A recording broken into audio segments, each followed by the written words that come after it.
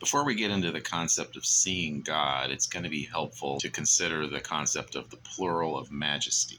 If you've ever seen the dedication in the front of a King James Bible, you've seen that the translators call King James you, they call him your highness, and they call him your majesty.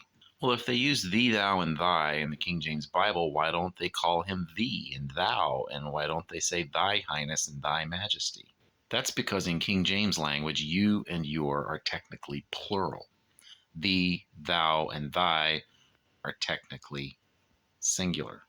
It is common in many languages to speak to royalty in plural terms. You've heard the expression, I think it's from Queen Victoria, we are not amused.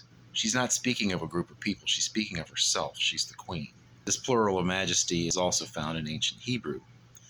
The term most commonly translated God in the Old Testament is the Hebrew word Elohim, which is technically a plural term. And literally, that plural term means mighty ones or powerful ones. It has a singular form, Eloah, which is used rarely, and a shorter singular form, El, which is used more often than Eloah, but less often than Elohim. This plural term is used of God. It is also used of pagan gods. This was a convention of their language. The term Lord is similar. Adonai is plural. That's the term most commonly translated Lord when it isn't all capital letters. The singular form of that is Adon, and that's used a lot less. The term Elohim is also not a one-to-one correspondence with our word God. Since it literally means mighty ones, it can be used of people who are not God.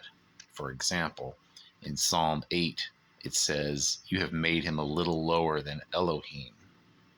But when this is translated into Greek in the Septuagint, they use the word for angels, for messengers, angelos. And that makes its way into the book of Hebrews when that verse is quoted in the New Testament. So, you've made him a little lower than angels, called Elohim, and it's even used of ordinary men. In Psalm 82, some unrighteous judges are called Elohim. Neither of these is plural of majesty.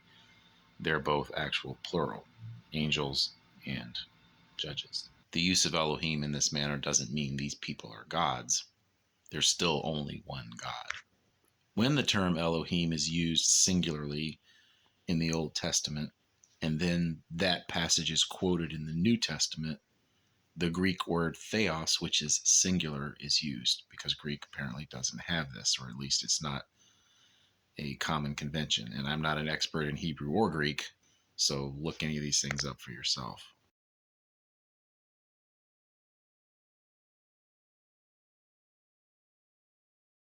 In English, we have these 6 first-person words: I, me, my, we, us, our. 3 singular, 3 plural. In second person, we have you, and your, and we have you, and your, corresponding to the other 6. Only 2 words where we have 6 in the first person. This wasn't always the case. In the King James Version, the 6 first-person words correspond to the following in the second person: thou, thee, thy, ye, you, your. Since that time, we've dropped 4 of these words, so 6 words have become 2. That's why we've invented plural expressions like y'all, yous, you guys, and in the possessive, y'alls, and the absolute worst, most dreadful, your guyses. So it's easy for us today to miss the fact that in the King James dedication, Your Majesty is actually using a plural term to speak singularly of King James. I'm certainly not one who advocates using the King James as if that's somehow the official version inspired by God, but in terms of clarity on the second person pronouns, it's actually helpful.